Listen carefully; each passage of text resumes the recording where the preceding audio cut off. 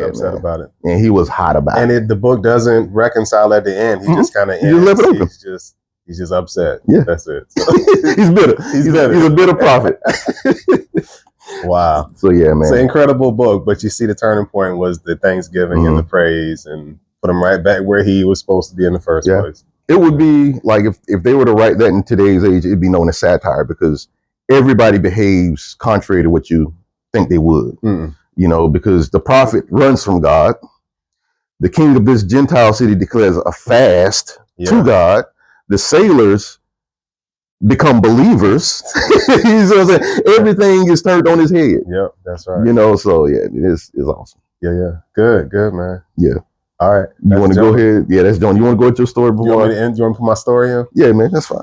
All right. So, personal story. I gave a few personal stories on the anxiety video. So, we're trying to just do more narrative storytelling. So, I had something happen recently that was very, I was very grateful for it. So we're in the same fraternity, Phi Beta Sigma Incorporated. So folks that know me know that my dad was in the fraternity and my granddad was in the frat as well. So a lot of people don't know that. So I'm really a third generation. Yeah. My grandfather, 6 brothers. I knew that 1 or 2 of the older brothers were Sigmas as well. I did not know that the youngest brother was a Sigma. Yes. So the youngest brother was in his 90s. His name was Harvey. And so Harvey Jenkins passed earlier this year. What's his middle name? Clark. Harvey Clark Jenkins. So what's the significance of Clark? So my middle name is Clark. Yeah. So Jeremy Clark Jenkins. My dad was a Clark Jenkins. So I did not know his middle name was Clark until I go to the service. Yes. So we go to the service. Number one, I walk up. Maybe I had forgotten that he was a Sigma. So walk in, family's kind of close, but we've done a better job of reconnecting over the years. So I did not know a lot about him other than he was my granddad's baby brother. He was the baby in the family. So I walk up and I see a Sigma pin on his lapel. So it kind of blew me away. I didn't know he was frat. So that blew me away. And then I'm reading the program. His middle name was Clark. Same as me, same as my dad. That blew me away. And then I'm reading through the program and there's like 4 or 5 other people, Clark Jenkins, in the program, nieces, nephews, boys and girls. Yeah. And my daughter, my youngest daughter, her middle name is Clark as well. So it was like kind of, oh my God, mind blowing experience. Yes. So he played basketball, tennis, Jet magazine, like most eligible basketball. That's right. I was waiting on you to say that. I was like, what? This is a superhero. Yeah. So I remember in Kingsport, Tennessee, my dad was preaching up there. He actually gave him a key to the city in Kingsport. Yeah. So he passed early this year. So we go to the service. So fast forward, out of the blue, my sister sends me a text that, hey, Harvette, which is his daughter, has some of his Sigma jackets. Do you want anything? I'm like, sure. Yeah, it'd be nice to keep, nice to have. Yeah. Didn't think anything of it, right? And so time goes, and so she's like, hey, you need to call Harvette. So I finally get in touch with Harvette. In my mind, I'm thinking it's a sweater. Something old school, right? Like, something that looks old school. Right, something in a nice frame or something I can hang up. Aside from that, I've lost all this weight. And I just happened to get reacclimated into the frat. So about 3 or 4 weeks ago, before this, I rejoined the frat. Yeah. And so I've been thinking I need to buy some new paraphernalia. All my old stuff is too big. Yes. So I go to meet Harvette. We meet off the interstate. She was just passing through. A big hug. Hey, I haven't seen her since the service. How are you doing? Let me see the sweater, right? I'm thinking it's this old ratty sweater. See what you got. I ain't gonna be able to wear it, right? She opens the back seat. I mean, it's laid out like 4 really nice coats. There's a Sigma tracksuit, a Sigma duffel bag. There's a Sigma Centennial jacket. Like, this is the real deal stuff. And I pick it up and I'm like, wait a minute. I think I can wear this. So I slipped it on. And so it went from me thinking that this was like some old relic. Yeah, relic to now my great uncle has just like set me straight, laced me with all these different jackets. Yes. So it was really incredible experience. I was very grateful for it. I'm still grateful for it. Yeah. And I actually have one of the jackets here that I thought would be nice to show. That is a good one, man. So this is one of, I think it was like 4 jackets that was like this. Tag still on the jacket. Mm-hmm. But they set me up. So I said this is a generational gift from my dad was a Sigma, my granddad was a Sigma, and 3 or 4 of the brothers. I was going to ask how many of the brothers, yeah, were Sigmas as well. So speaking of gratitude, this was, I thought, a great story. Oh yeah. And we'll put a picture of all the different jackets as well. That's right. This is the real deal, legit stuff. That is nice, man. That's almost like the racing jackets. Yeah. Put you in mind of one of those. Yeah. So that was the story we thought we would share. Yeah. It's pretty awesome, man. Yeah. I can't wear but one at a time. Yeah, man. So in order to receive a blessing, I wanted to be a blessing as well. So Joey, I want to give you. Man, stop it. Joey. Man with the Kleenex. Joey, I will give you one of the jackets. Dude, that's dope. That my great uncle. Man, I appreciate that. Gave me. So. Man, I'm gonna wear this evening. I'm gonna wear this on the road. So that's yours, man. So awesome. Gratitude. You can hang it over there, man. So I'm grateful for you. Hey, man, I appreciate that. Yeah, man. Like, that's nice. Yeah. So wow. Anyway, thanks for giving me the one with the tag. Yeah, that's so you know it's the real deal.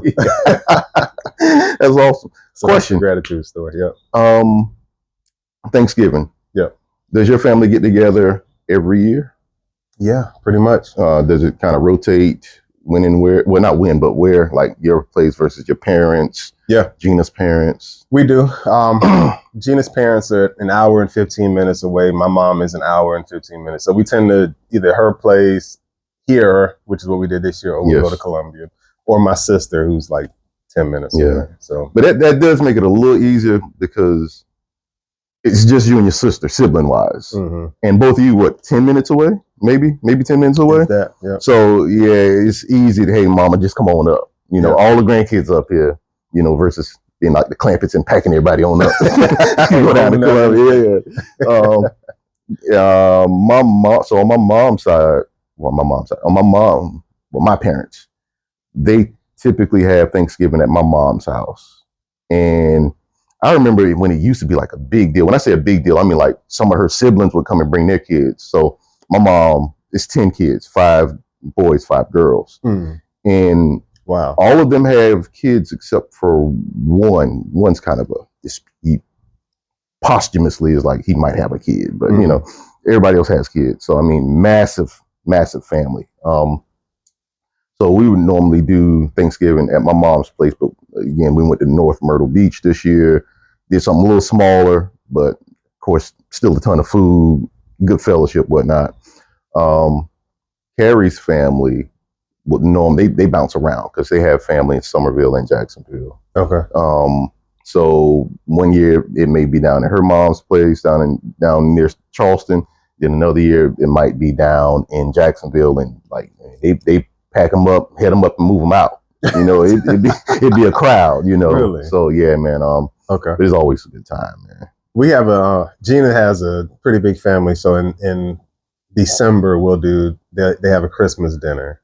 So I think I mentioned they can have 100 people show up easily. Dude, we started doing that. Bless you, sir. Bless you. Excuse me. On the next one, we got to put you out. Look, man, that's the first time somebody sneezed on any of these recordings. I believe so. Yeah. Record breaking back in, man. Record breaking. So yes, man.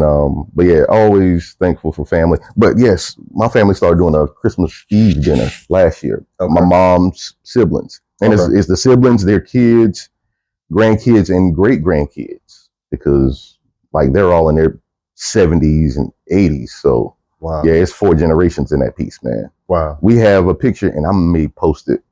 We have a picture of all the siblings. Then we have a picture of all of the first cousins. And then we have a picture of like the 3rd and the 4th cousins. Wow. So the grandkids and the great grands. So man, of course, you know, each group gets larger and larger exponentially, you know. Oh, yeah. But yeah, man, it's always a good time, man.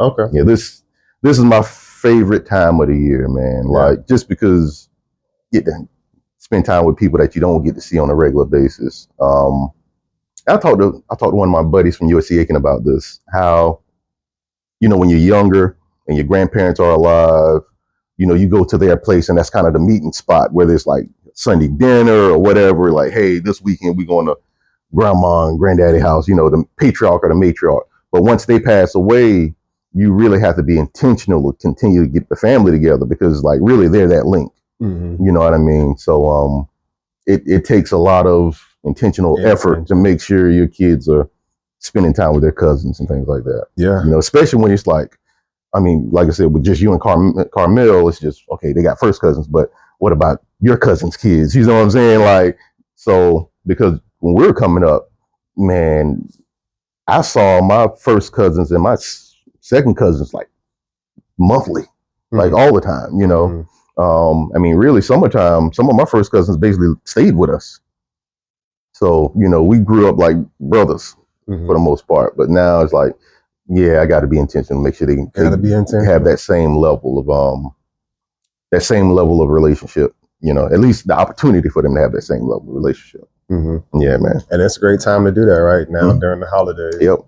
Lots of time off. So we're going to be going around and letting them see some of their great aunts, because like all of my mom's siblings are around the Midlands. You know, I mean, from furthest point to furthest point, house to house, maybe 30 minutes. Yeah. But I mean, but those are the extreme cases, you know, so it's not that bad. It's just something you got to take time to make sure you're doing. Yeah. Good, man. Good. You want me to jump in with a New Testament? Yeah. So we did Jonah, Old Testament. Yeah. Sticking with gratitude for today. New so we got 2. Yep. Go for it. Feel free to jump in at any point. Go for it. I'm trying to remember which. Double Dutch. So we got the story of the 10 lepers. Yeah. We also got Saul and Silas. Yeah. In the jail. Yeah. Okay. So we'll start off with the 10 lepers. That's a very short one. So after Jesus fed the multitude for a second time, you know what? I think it's in Mark 8 or Mark 9. All right. You keep talking. Yeah, Mark 8 or Mark 9. So after Jesus fed the multitude the second time, because he did it twice, him and his disciples were walking between, I believe it's Samaria and Bethlehem. I think that's the area they're in. And they came upon 10 lepers, right? And so if you're not familiar with lepers, like leprosy is a skin condition. And at the time they were outcast because I believe it was contagious. So if you had leprosy, like you couldn't be with your family. You were outside the village. So the only other people you could be around was lepers. You know what I mean? Because you were deemed unclean. So these lepers come up to Jesus. They know who he is, and they ask for healing. And Jesus gave really clear instruction. Go show yourselves to the priest. Because basically once you've been cleansed from leprosy, you have to present yourself to the priest and they declare you clean. So that's the instruction, right? Go show yourself to the priest. They went. No questions asked, right? Yeah. As they went, they saw that they were being healed. 1 out of 9, as he realized that he was being healed, came back to Jesus to show gratitude. So he fell on his face at the feet of Jesus. All right. So first off, looking at the numbers, think about the people you know, like how many people I know are like extremely grateful.